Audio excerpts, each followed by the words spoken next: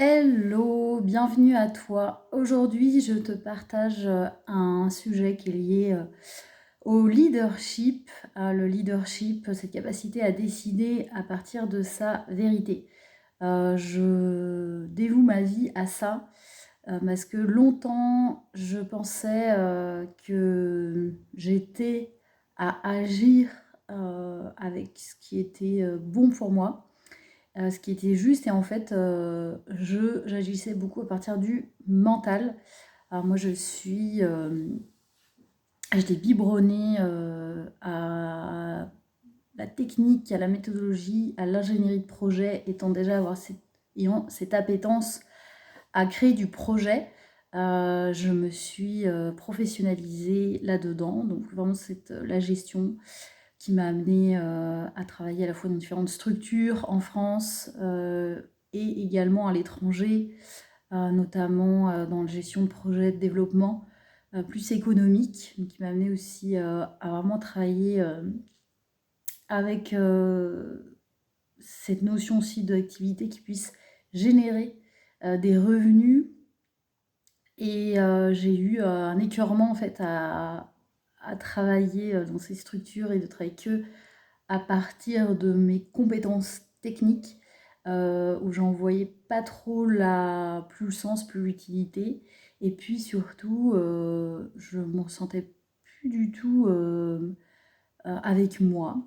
Donc j'ai fait un basculement qui a commencé déjà par créer ma propre entreprise, étant une fervente défenseuse de la liberté à être. Je voyais bien que je me complaisais dans certains environnements qui ne me correspondaient pas, notamment sur le plan professionnel. Et puis, c'est surtout que cette première entreprise, elle était liée à la création artisanale qui me ramenait en fait à la matière, mais plus qu'à la matière, au corps, à l'acte d'être en présence avec soi, ici et maintenant. Et je le conscientisais pas du tout à l'époque parce que quand j'ai créé mon entreprise, je suis devenue entrepreneur en 2014 en fait. Enfin, j'avais un portage salarial, mais après, ouais, c'est plutôt 2015. Euh, je ne... J'avais cette volonté en fait de sortir vraiment d'un environnement professionnel où on n'était que sur de la technique, pour remettre plus de corps, plus de présence à soi et de fait de quitter le mental en fait. Donc ça a été vraiment le reset et c'est là où j'ai eu toute une démarche en fait d'aller chercher des outils qui allaient me remettre à calmer mon système nerveux, à méditer, à prendre conscience aussi de mon énergie et de mes dons et de mes capacités subtiles que j'avais un peu éloigné en me réfugiant un peu dans l'esprit cartésien. Et de fait d'avoir créé aussi tout un environnement autour de moi, de personnes qui étaient beaucoup tournées vers le mental, la performance, un leadership qui était très relié au fait d'être dans le contrôle, de faire, beaucoup faire, et de pas forcément s'arrêter pour ressentir dans son corps. Donc d'avoir tout de suite cette coupure entre la tête, le corps, et de fait de ne plus être dans l'instant présent. Et cette vidéo, elle est aussi pour parler justement, pour parler de vocabulaire, du leadership, leadership de soi, self-leadership. Mais moi, ce que j'aime en fait, c'est de revenir dans le corps. Et j'ai toujours eu en fait, cette facilité-là parce que je dis, j'ai traversé tout ça, je me suis réfugiée dans le mental, mais j'avais tout ça déjà depuis toujours et c'est qui est à réactiver. Parce que étant enfant, j'ai tout de suite été très sensible au mouvement, à la danse et utiliser la danse comme espace d'expression libre où je me sentais totalement vivante, puissante et, euh, et qui était vraiment mon espace de, euh, de libération, de décharge. Et aujourd'hui, avec cette conscience, j'ai été utiliser, chercher des outils pour comprendre ce qui se passait aussi à l'intérieur de moi, quand je ne m'écoutais pas, quand je suivais le mental plus que le corps, le cœur. Et puis, donc j'ai été mentorée et d'essayer de comprendre aussi quels étaient les mécanismes conscients, inconscients, visibles, invisibles, qui faisaient que, en fait, je retombais dans le mental, que je ne ressentais pas de cet espace où je me sens en sécurité dans mon corps, où je me sens dans mon cœur, et en fait où je ressens l'amour avec un grand A. Parce que pour moi, aujourd'hui, ma vérité, c'est que on peut pas vraiment, qu'on soit thérapeute, qu'on soit coach, qu'on soit accompagnant, on peut pas comprendre l'autre. On peut pas. On fera beau. Un homme ne peut pas comprendre une femme. Il peut l'écouter, mais il ne pourra jamais comprendre. Il n'est pas dans son corps, il n'a pas cet héritage aussi d'années de patriarcat. Il l'a, mais dans sa posture d'homme. Et pour plein de choses, un adulte peut comprendre un enfant, il est passé par là. Ok. Mais comprendre vraiment l'autre, pour moi, c'est plutôt de comprendre les espaces où je suis dans l'ego, mais l'ego qui est dirigé par peur d'être coupé, de couper le lien, par peur de ne pas être aimé, par peur de ne pas faire bien, par peur et qui revoit des traumas en fait très anciens dans cette vie, dans d'autres, des héritages, où c'est l'ego qui va vraiment prendre place et où c'est l'amour. Et cet amour avec un grand A, un espace où en fait je suis dans ma vérité, je suis avec moi. Et pour revenir à ça, et là je ressors justement de mon espace de mentorat en leadership transformationnel, qui passe par quoi? Qui passe par le mouvement. Moi j'ai allié la danse et cette capacité à voir ces mécanismes visibles, invisibles, conscients, inconscients, qui permet de revenir à cet espace de souveraineté, cet espace où je suis dans mon leadership, ou en alliance en fait avec mes deux énergies, à la fois une énergie plus féminine, masculine, et qui vont venir se rencontrer, qui vont venir s'alchimiser. Et comment on est, le fait de la danse ça m'amène et ça m'a amené dans mon enfance, dans toute mon adolescence, dans ma vie de jeune adulte, de maman, aujourd'hui de professionnelle. Ça m'a amené à apprendre et à être dans l'instant présent, à revenir à l'instant présent. Parce que je fais partie des personnes dont le mental carbure. Et il est facile de se recouper de son corps et même de s'auto-convaincre que si, en fait là ce que j'écite c'est bon pour moi. Sauf que c'est l'automatisme, c'est du mental. Et le fait de revenir au mouvement, revenir au corps et un espace, un entraînement, c'est pas un espace, c'est un entraînement qui me permet d'être dans ce que j'appelle ce leadership sain. C'est-à-dire que c'est le corps qui va donner la matière. Moi j'aime ce qui est concret, j'aime pas ce qui est trop perché, ça m'insécurise. Par contre, je suis une passionnée du concret, des objectifs, de créer des projets, de les voir se réaliser, d'avoir des rêves et les voir se réaliser, mais en ayant une certaine discipline dans la matière, dans le concret, mais guidée par ces ressentis corporels. Guidée par ce qui est au-delà du trauma, au-delà de la peur. Donc c'est vrai que j'utilise vraiment une assise en coaching somatique et puis en thérapie par le corps. Mais j'ai processé, je me suis mentorée aussi pour comprendre mes mécanismes, aller voir qu'est-ce que ça veut dire leadership transformationnel, de sentir que c'est ces espaces-là où je peux ensuite décider à partir d'un espace sain et pas un espace où je fuis, où je m'en mets au combat. Et ça, c'est vraiment, je me dévoue à ça parce que moi-même, je suis une personne qui je peux dire, je décide en fait ma vie.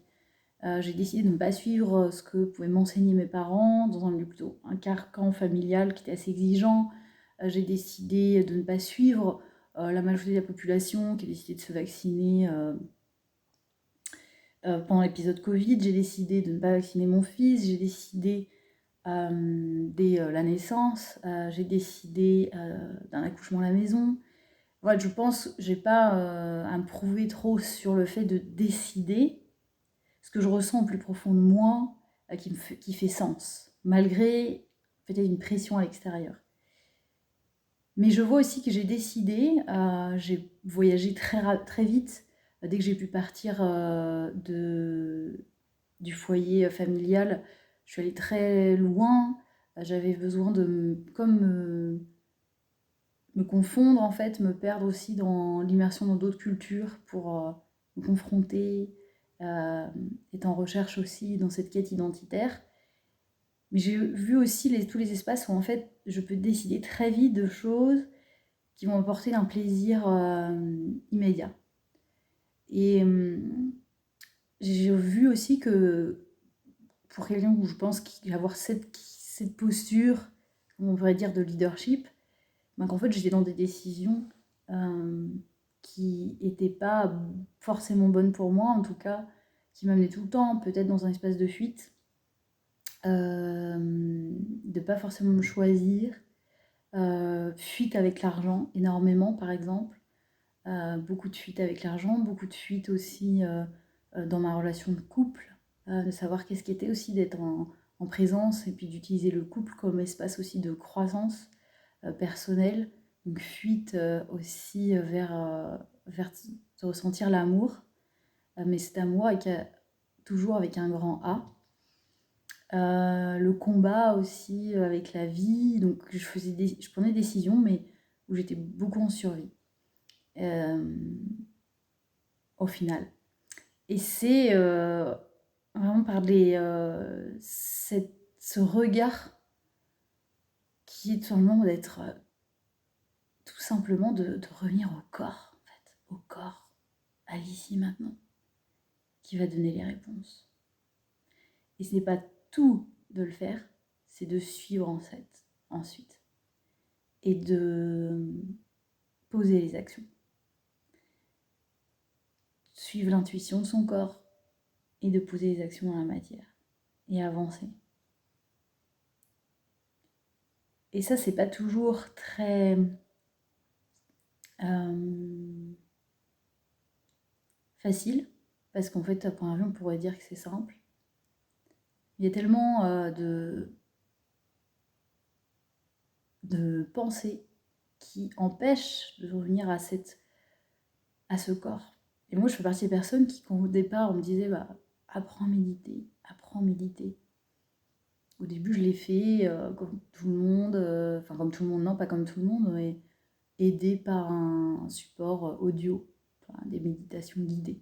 Parce qu'il était impossible pour moi de revenir à un espace de présence, de rien, comme dirait Joe Dispenza, de juste être en présence. Parce qu'être en présence demande d'être en présence avec ses émotions, de ressentir. Et c'était parfois douloureux. Quand on arrête de fuir, quand on arrête de combattre, juste ressentir et se laisser traverser parce qu'il y a besoin encore d'être entendu, vu.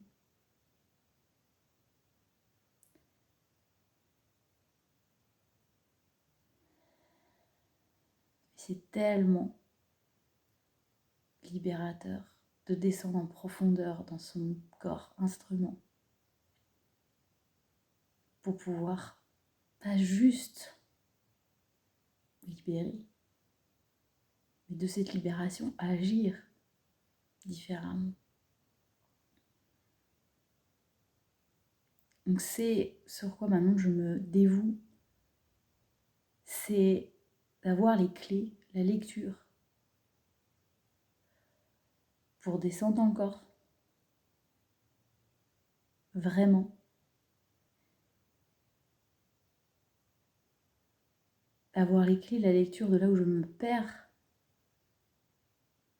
pour revenir à ce qui est important pour soi, sur ce que j'ai envie de créer dans mon entreprise, dans ma vie de couple, dans mes relations, avec l'argent, tout. De mettre en perspective, pas juste revenir au corps et ne rien faire. Ou à l'inverse, que faire? Faire et pas revenir au corps, mais de trouver cet équilibre. Et si ça t'intéresse, c'est tout ce qu'on fait dans mes espaces.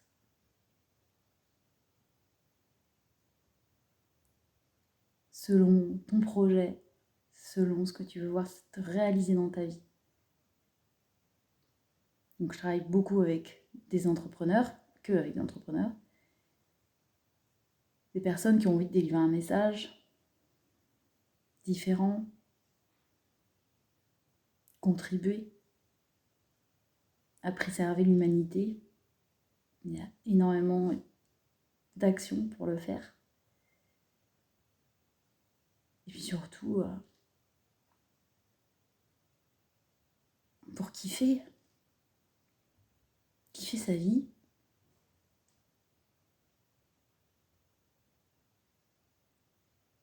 Ça passe vite. Le temps est une denrée rare. Et d'avoir ces lectures, c'est pas plus d'alourdir, c'est d'avoir en conscience là où en fait je perds en énergie, je perds en temps, je perds même en argent. Tout est intimement lié. Et de regagner de l'énergie, de regagner de la vitalité, regagner de la cohérence à l'intérieur de soi.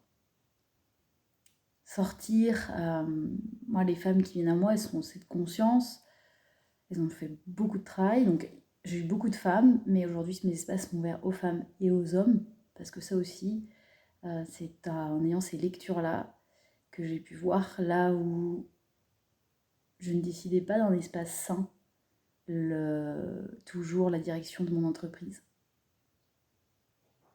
Mais du coup, je l'ai vu, j'ai réajusté, j'ai raffiné. Et ces lectures-là, elles sont précieuses.